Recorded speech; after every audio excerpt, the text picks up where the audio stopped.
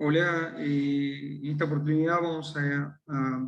comentar sobre algunos aspectos de la evaluación del sistema de control de la ventilación y los músculos respiratorios enfocados en los pacientes en terapia intensiva. Y para ello,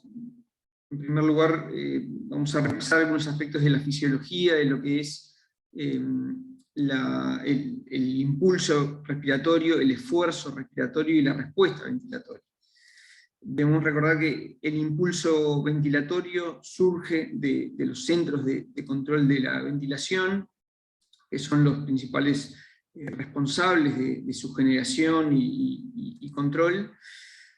Y en definitiva, a partir de los centros de control de la ventilación, y fundamentalmente por acción de los músculos respiratorios, se va a generar el esfuerzo respiratorio que va a comandar en definitiva la ventilación del paciente en forma espontánea. Y este impulso ventilatorio podemos asumir que es en gran medida el que determina el esfuerzo ventilatorio, o visto desde otro punto de vista, el esfuerzo respiratorio va a ser proporcional al impulso respiratorio del paciente. Eso es cierto siempre y cuando la transmisión neuromuscular y la función de los músculos respiratorios sean normales. O más aún, podemos ir a un nivel más y decir que la respuesta ventilatoria que tenga un individuo también va a ser proporcional y dependiente de ese impulso respiratorio, pero nuevamente esto va a ser dependiente de que la función neuromuscular y la mecánica ventilatoria sean normales. Y como sabemos, eso muchas veces no es la situación en los pacientes en las unidades de cuidados intensivos, y por lo tanto no siempre hay una correlación tan estrecha entre el impulso respiratorio del paciente y la respuesta ventilatoria que efectivamente termina teniendo el paciente. Entonces, ¿cuáles son los componentes del sistema de control de la ventilación? Básicamente podemos dividirlos en tres grandes grupos: lo que son los centros de control, los receptores y los distintos encargados del feedback con los centros de control de la ventilación, y finalmente los efectores que van a llevar a cabo la ventilación. Los centros de control de la ventilación están ubicados a nivel de la protuberancia y el tronco encefálico, y son los encargados de integrar la información y generar el impulso respiratorio, es decir, la señal neural que va a ir hacia los efectores. Y esta señal va a tener dos o tres características principales. Una es la amplitud, que es lo que va a determinar la magnitud del esfuerzo muscular, y en definitiva va a ser lo que va o el principal determinante del volumen corriente que mueva a un paciente en ventilación espontánea. Y por otro lado está la frecuencia y el timing de ese impulso neural, que es lo que va a determinar, por un lado, la frecuencia respiratoria, y por otro lado, la duración de las distintas fases del ciclo ventilatorio. Y brevemente, para repasar un poco las fases de este ciclo respiratorio, durante la respiración tranquila hay dos fases claramente centrales, que son la inspiración y la expiración, y una fase intermedia a la que podemos denominar la post-inspiración. Entonces, acá en el registro lo que ven es un registro de flujo, de presión transdiafragmática como medida de actividad de los músculos inspiratorios, y acá un registro electromiográfico del recto anterior como uno de los principales músculos expiratorios. Hay que tener en cuenta acá lo que se ve como artefacto es el registro electrocardiográfico.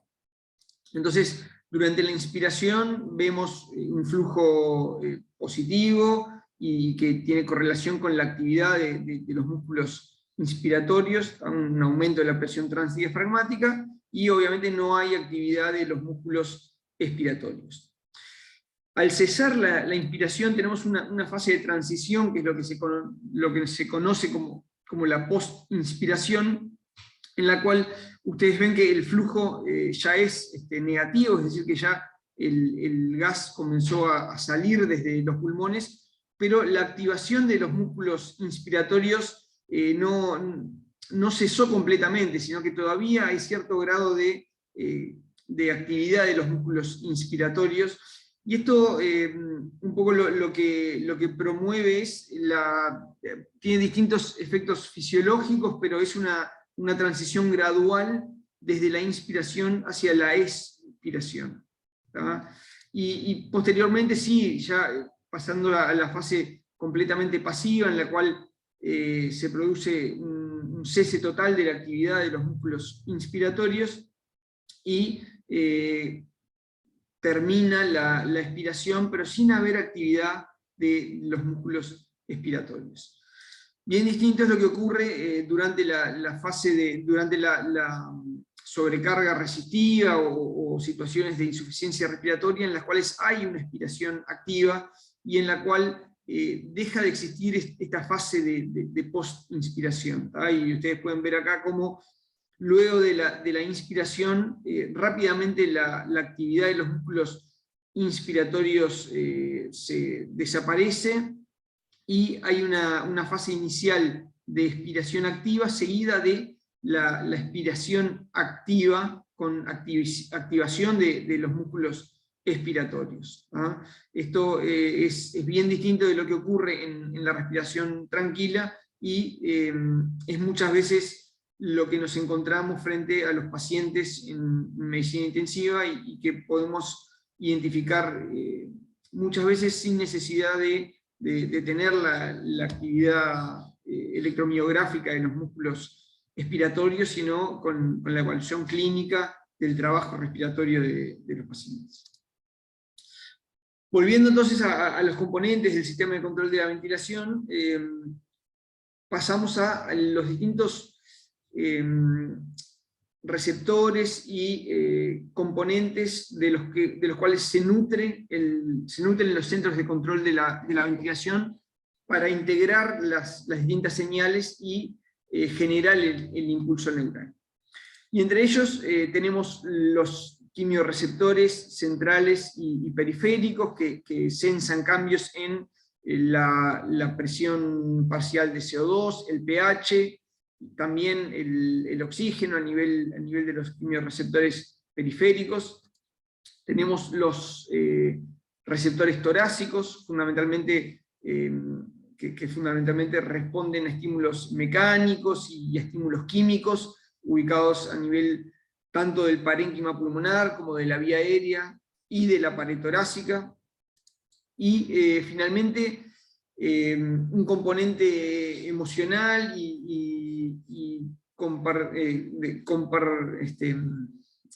comportamental, que también proviene de los centros superiores a nivel de la corteza cerebral, y que pueden tener una influencia directa sobre el sistema de control de la ventilación. Y como decíamos, bueno, el centro o los centros de control de la ventilación son los responsables de integrar todas estas señales, todos estos feedback provenientes de los distintos receptores, y en definitiva emitir una señal, un impulso neural que va hacia los efectores, que están fundamentalmente representados por lo que son los distintos músculos respiratorios, para determinar la ventilación de los pacientes. Este es otro esquema un poco más complejo, que busca, en cierta forma, ilustrar cómo los centros de control de la ventilación deben integrar todas estas distintas señales, que pueden provenir de mediadores proinflamatorios o químicos, como son los gases en sangre o el pH, cambios en la mecánica proveniente de los receptores torácicos, o impulsos provenientes de la corteza, como ansiedad, dolor, disconfort, y todo eso debe ser integrado a nivel de los centros de control de la ventilación, para emitir un único impulso neural que vaya hacia los músculos respiratorios. ¿ah? Y eso un poco demuestra la complejidad de los distintos determinantes que pueden influir en el impulso ventilatorio y en la mecánica ventilatoria o en la respuesta ventilatoria de los pacientes en medicina intensiva. Y entonces, ¿cómo evaluamos todos estos componentes? Tenemos que entender que esto forma parte de una cadena que va desde el sistema de control de la ventilación, pasando por los músculos respiratorios responsables del esfuerzo respiratorio, y en última instancia la respuesta ventilatoria que surge de la interacción entre los músculos respiratorios y las condiciones mecánicas de la mecánica ventilatoria del paciente. Y todos estos elementos están sumamente intrincados y resulta muy difícil estudiarlos en forma individual, ¿ah? Porque en mayor o menor medida siempre termina habiendo un componente del impulso ventilatorio que influye sobre el esfuerzo y sobre la respuesta y viceversa, ¿ah? Entonces, como vamos a ver a lo largo de la clase, tenemos que conocer las fortalezas y debilidades de cada una de las herramientas que tenemos para evaluar estos distintos componentes, para poder interpretar qué es lo que efectivamente estamos valorando con cada uno de ellos. Y una forma interesante de ordenarlo es según el nivel de distancia que tengamos sobre los centros de control de la ventilación, ¿ah? De esa forma, si bien no podemos evaluar directamente el impulso neural que surge desde los sistemas de control de la ventilación, podemos evaluarlo en forma más o menos cercana al punto de partida de este impulso neural, y a medida que nos alejemos de ese impulso neural, o del origen de ese impulso neural, la medida va a estar más contaminada, entre comillas, por distintos elementos, como por ejemplo la afectación de la mecánica ventilatoria o la debilidad muscular que puede haber desarrollado el paciente. Entonces, podemos evaluar el impulso respiratorio o lo más cercano posible al punto de partida en los centros de control de la respiración a través de la evaluación de la actividad eléctrica del diafragma, como vamos a ver a continuación. Podemos evaluar el esfuerzo respiratorio que ese impulso generó a través de la medida de la presión de oclusión, las presiones esofágicas, musculares o el ultrasonido, o en definitiva podemos evaluar la respuesta ventilatoria a través de la valoración del patrón ventilatorio que tiene el paciente. Vamos a empezar por la evaluación del impulso respiratorio, que como decíamos es lo más cercano al centro de control de la ventilación que hoy en día al menos podemos evaluar. Por un lado tenemos elementos clínicos que obviamente son poco sensibles y específicos, pero que no por eso dejan de ser importantes, como son la presencia de disnea o la activación de músculos accesorios, la frecuencia respiratoria, que nos pueden hablar de algunos elementos referentes a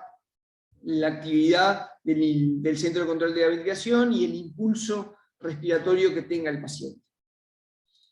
Pero más recientemente han surgido algunos avances tecnológicos que nos permiten acercarnos más a una evaluación más cuantitativa del impulso respiratorio, y actualmente lo más cerca que podemos estar de evaluar el impulso respiratorio es a través de la medida de la actividad eléctrica diafragmática, que no es otra cosa que la electromiografía del diafragma, pero a partir de un dispositivo comercial del cual ya Rodrigo les habló en la clase de modos ventilatorios no convencionales, y que se basa en la utilización de una sonda nasogástrica u orogástrica que cuenta con unos electrodos capaces de censar la actividad eléctrica diafragmática, y eso se conecta a un equipo de ventilación mecánica particular que interpreta esa descarga eléctrica diafragmática y genera una señal que es conocida como la actividad eléctrica diafragmática. Esto tiene la contra de que requiere un equipamiento especializado. Como vieron en la clase con Rodrigo, esto forma parte de un modo ventilatorio no convencional, que es el NAVA, que es un modo proporcional al estímulo eléctrico sensado por este dispositivo. Pero bueno, más allá de la utilización del NAVA, podría utilizarse solamente como forma de monitoreo de la actividad eléctrica diafragmática y por lo tanto del impulso neural que llega al diafragma. Esto siempre y cuando considerando que exista o que la transmisión neuromuscular y la excitabilidad muscular sean adecuadas, porque en definitiva lo que está sensando el equipo es la descarga eléctrica que se produce por la contracción de las porciones crurales del diafragma. A partir de la medida de la actividad eléctrica diafragmática se pueden calcular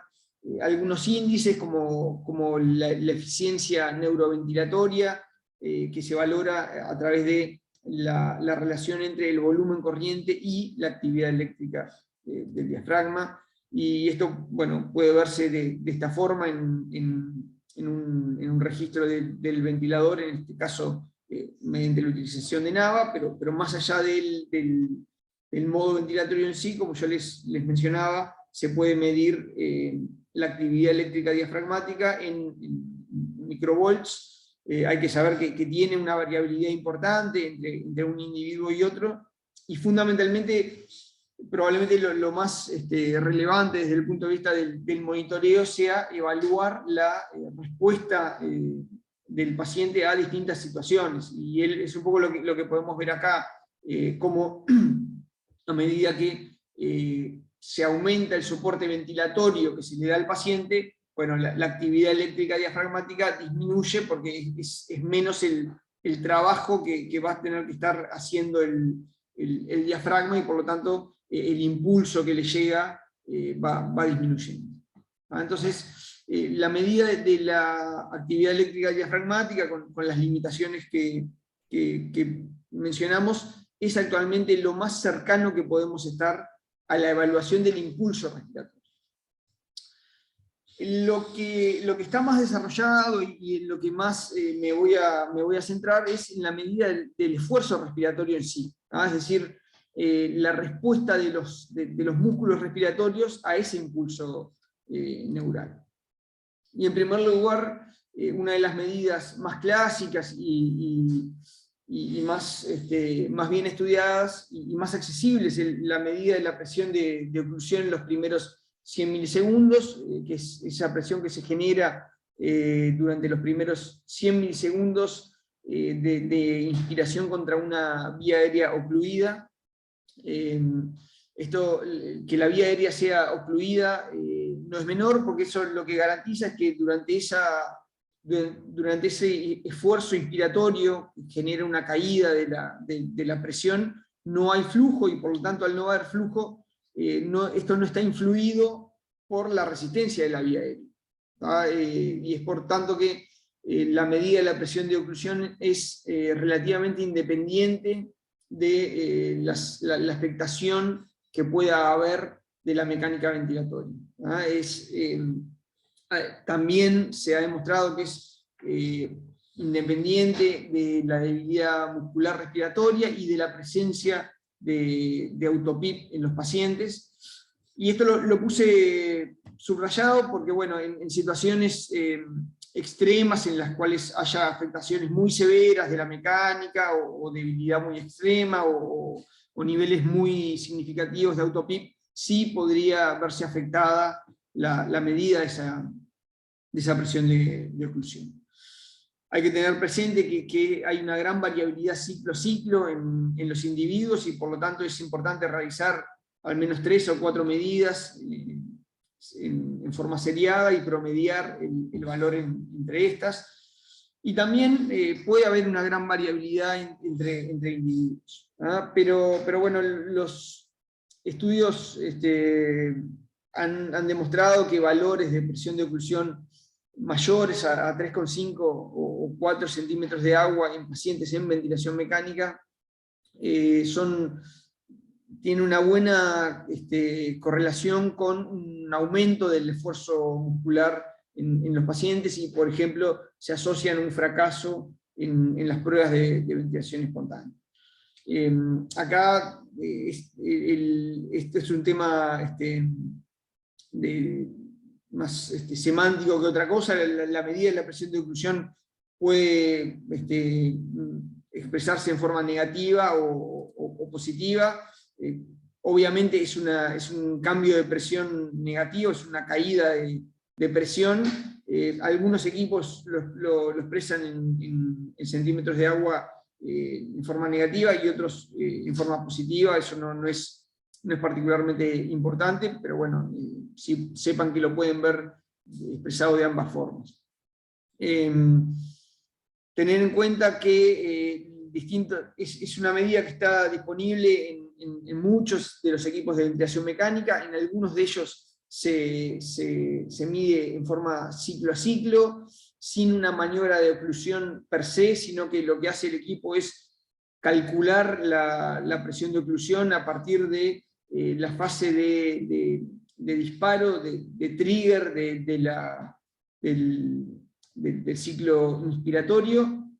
En otros equipos hay que hacer una maniobra específica, pero bueno, hay trabajos recientes que demuestran que más allá de algunas variabilidades que puede haber entre un método y otro, son todas medidas que son de utilidad en la práctica clínica para valorar el esfuerzo inspiratorio de los pacientes. ¿Por qué se miden estos primeros 100 milisegundos? Bueno, hay que tener presente que más allá de los 150, 200 milisegundos, la persona es consciente de que la vía aérea está ocluida y por lo tanto esto ya no sería representativo del impulso neural o del impulso respiratorio basal, digamos, sino que ya va a estar influido por la percepción del individuo de que la vía aérea está ocluida. Entonces, de ahí la importancia de que se mide en estos primeros 100 milisegundos. Después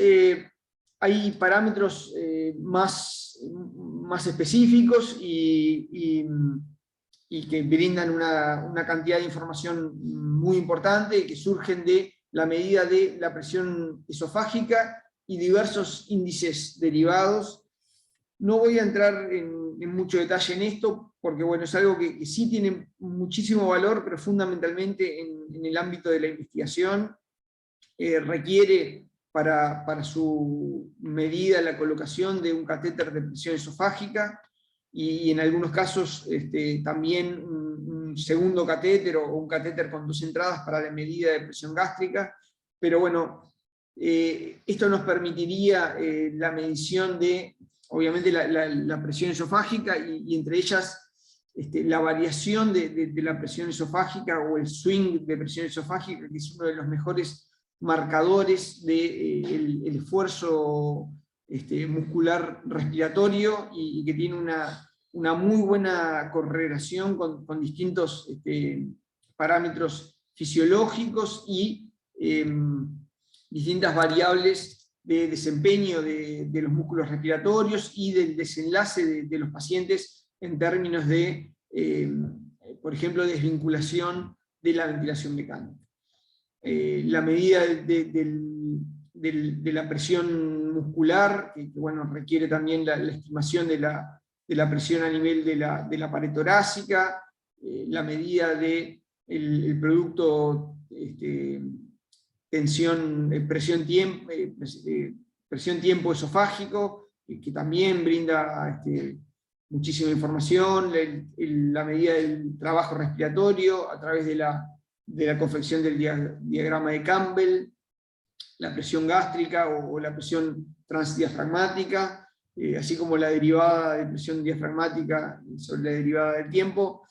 Brindan muchísima información muy específica del desempeño de los músculos respiratorios y de su interacción con la mecánica ventilatoria del paciente.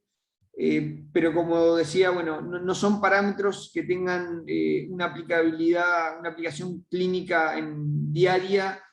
más allá de algunos abordajes muy específicos y fundamentalmente vinculados a proyectos de investigación. La medida de la presión inspiratoria máxima es algo que sí está ampliamente disponible en la mayoría de los equipos de ventilación mecánica. Saber que es algo que puede realizarse idealmente con la colaboración del paciente, explicándole la maniobra y bueno, pidiéndole que realice un esfuerzo inspiratorio máximo y sostenido, explicándole que va a ser contra una vía aérea ocluida y que no va a poder realmente realizar una inspiración. Es el escenario ideal, ¿ah? Pero es importante saber que es sumamente variable de la colaboración del paciente, y que si el paciente no realiza todo el esfuerzo posible, la maniobra no va a ser, no va a ser válida. Y también que, bueno, que está descrita la realización de la maniobra independientemente de la colaboración del paciente, mediante la oclusión mantenida al final de la expiración durante un periodo de 20 a 25 segundos, en la cual puede verse cómo el paciente va a ir generando una caída progresiva de la presión inspiratoria, y bueno, se estima que hacia los 20-25 segundos se alcanza la máxima presión inspiratoria que es capaz de generar el paciente. Como mencionaba, es dependiente fundamentalmente de la colaboración del paciente, pero también de aspectos vinculados a la mecánica ventilatoria, más allá de los valores normales que podemos esperar en pacientes en medicina intensiva. Creo que la mayor validez es la de descartar una debilidad inspiratoria severa, y bueno, con valores de presión inspiratoria mínima por debajo de 30 centímetros de agua, lo que nos permite es bueno, saber que no hay una debilidad inspiratoria tan severa, porque bueno, el paciente es capaz de generar esa caída de presión, pero no nos permite afinar mucho más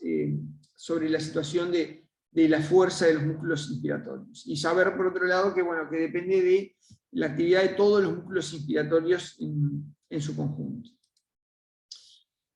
Más recientemente se han descrito algunas maniobras que son de particular interés, sobre todo en los pacientes en ventilación espontánea, y que a través de maniobras de oclusión únicas al final de la expiración y de la inspiración, nos permiten evaluar el esfuerzo muscular de los pacientes con una buena, un buen nivel de precisión, y son maniobras que se basan fundamentalmente mediante la realización de una única maniobra de oclusión, en este caso la maniobra de oclusión realizada al final de la expiración, es lo que se conoce como la POC, o la presión de oclusión, descrita por Bertoni, que básicamente lo que promueve es, a través de la medida de la caída de presión en esta única oclusión, nos permite predecir con bastante buena precisión, y a través de, bueno, de este cálculo, la medida de la presión muscular o la presión transpulmonar que es capaz de generar el paciente en ventilación espontánea. Y en forma similar, una medida de presión, una maniobra de oclusión al final de la inspiración, también nos permite aproximarnos a el rating pressure y a una evaluación del esfuerzo muscular que están realizando el paciente. En este caso vemos dos situaciones. Sobre la izquierda, un paciente en ventilación espontánea que presenta un esfuerzo inspiratorio muy importante, como puede verse acá a través de la medida de la presión esofágica, y por otro lado un paciente que no tiene un esfuerzo inspiratorio tan exagerado hacia la derecha. Lo que vemos cuando se realiza la oclusión al final de la inspiración en el paciente con esfuerzo muscular aumentado, que bueno, al generar esa pausa y cesar el flujo, se relajan los músculos inspiratorios y eso permite aumentar la presión, la presión meseta hacia la verdadera driving pressure, que estaba siendo disminuida por el esfuerzo muscular exagerado.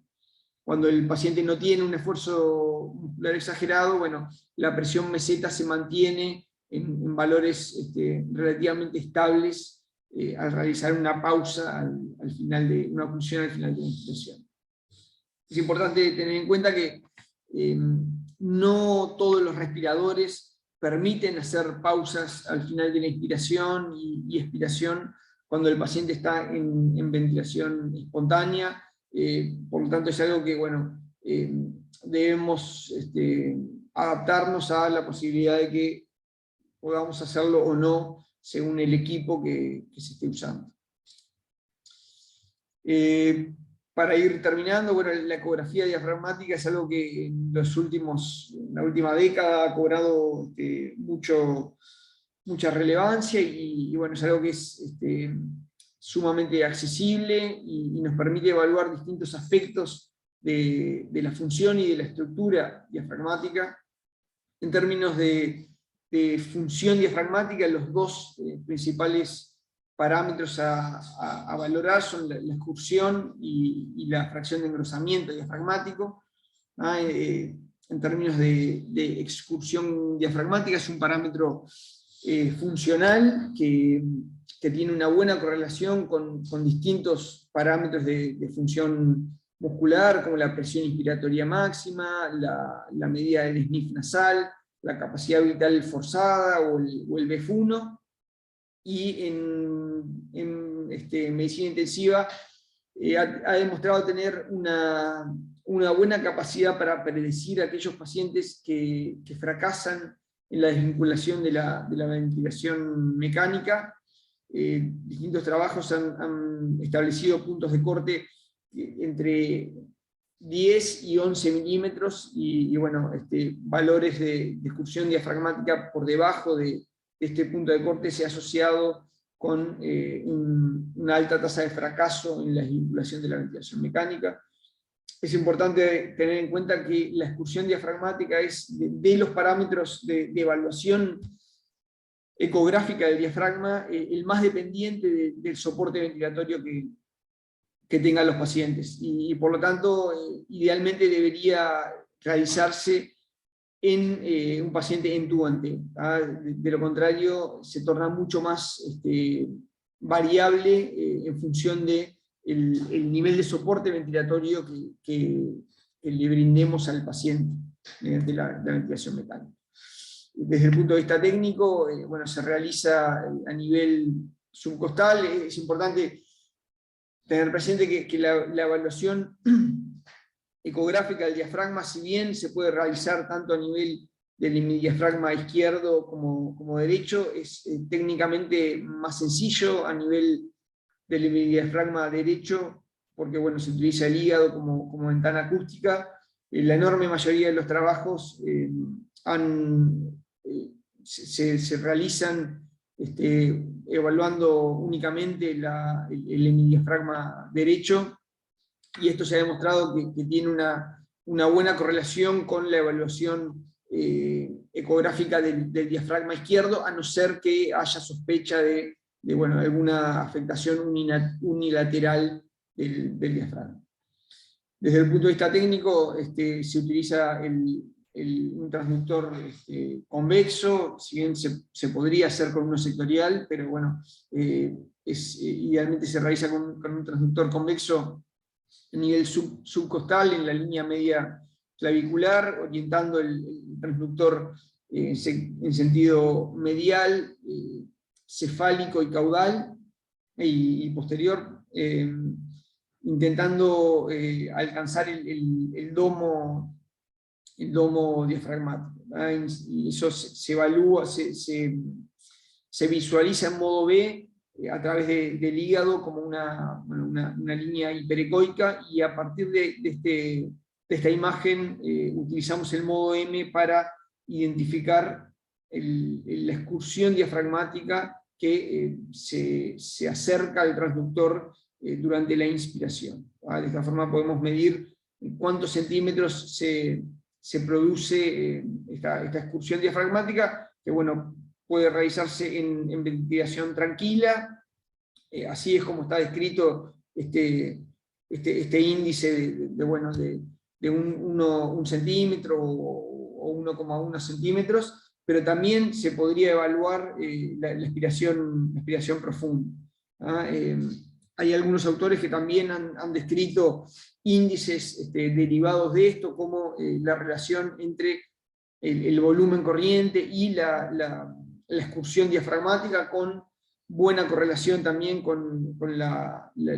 el fracaso en la prueba de ventilación espontánea. El año pasado surgieron algunos trabajos interesantes en los cuales se plantea la utilización del Doppler tisular durante la realización de la excursión diafragmática. Para esto sí se utiliza un transductor sectorial, y bueno, si bien los resultados son todavía preliminares, sugieren que bueno, la utilización del Doppler tisular puede ser una herramienta más a tener en cuenta, y que parecería demostrar una buena sensibilidad y especificidad para detectar disfunción diafragmática y su vinculación con la falla en la desvinculación de la ventilación mecánica. Pero bueno, eso es algo que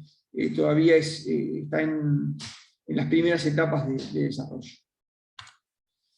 La evaluación del espesor diafragmático y la fracción de engrosamiento también es una evaluación que probablemente sea bastante más específica de la función diafragmática y de mayor utilidad, porque ha demostrado ser menos dependiente que la excursión del soporte ventilatorio que se le da a los pacientes, pero bueno, obviamente que es algo que también hay que tener en cuenta. Mediante la medida del espesor diafragmático podemos valorar cómo a medida que pasa el tiempo se producen cambios en la masa diafragmática a través de cambios en el espesor del mismo, y evaluando el cambio del espesor diafragmático durante las distintas etapas del ciclo ventilatorio, podemos calcular la fracción de engrosamiento diafragmático, que es un muy buen parámetro de función diafragmática, que tiene una muy buena correlación con la presión inspiratoria máxima, el sniff nasal, la actividad eléctrica del diafragma y la presión transdiafragmática. Es decir, que tiene una buena correlación con los principales parámetros que tenemos hoy en día para evaluar la fuerza diafragmática, como es la presión transdiafragmática, y el impulso respiratorio, como es la actividad eléctrica diafragmática que veíamos más temprano. Esto se basa en que la contracción del diafragma produce un engrosamiento por el entrecruzamiento que se produce en las fibras musculares y en los sarcómeros, y el grado de engrosamiento muscular se correlaciona con el desempeño o la fuerza del diafragma. Se calcula, como vamos a ver ahora a continuación, como la diferencia entre el grosor inspiratorio y expiratorio sobre el grosor expiratorio, que es lo que se considera como el espesor basal del diafragma, y se ha demostrado en distintos trabajos que una fracción de engrosamiento menor a 20, 30%, según los diferentes estudios, se asocia a un fracaso en la desvinculación de la ventilación mecánica. Desde el punto de vista técnico, se utiliza un transductor sectorial, un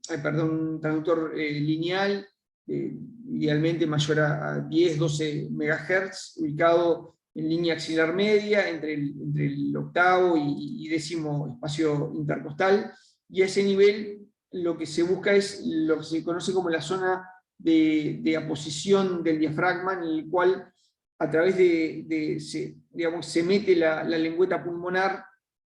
y en determinado momento podemos evidenciar cómo se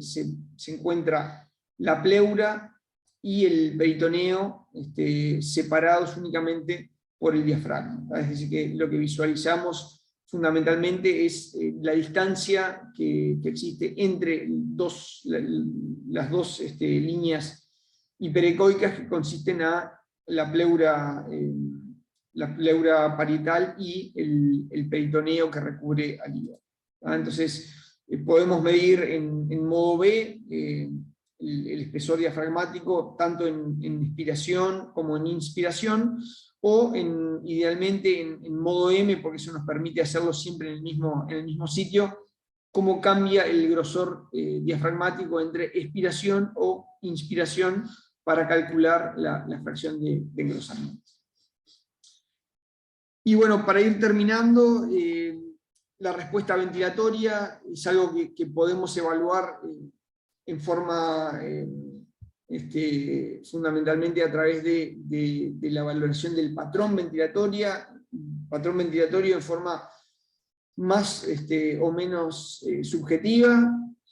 No voy a profundizar demasiado en esto, pero bueno, saber que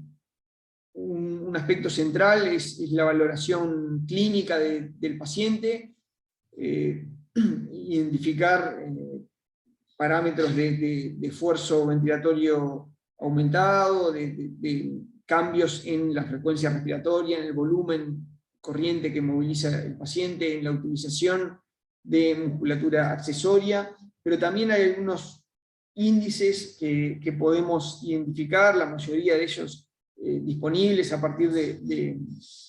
todos los ventiladores mecánicos que utilizamos hoy en día, como son el cálculo del flujo medio inspiratorio, que es la relación entre el volumen corriente y el tiempo inspiratorio, que nos habla justamente del impulso inspiratorio, la relación entre el tiempo inspiratorio y el tiempo total, que nos habla fundamentalmente del timing de la respiración. El driving nos habla fundamentalmente del flujo medio inspiratorio, y el timing, el TIT-TOT,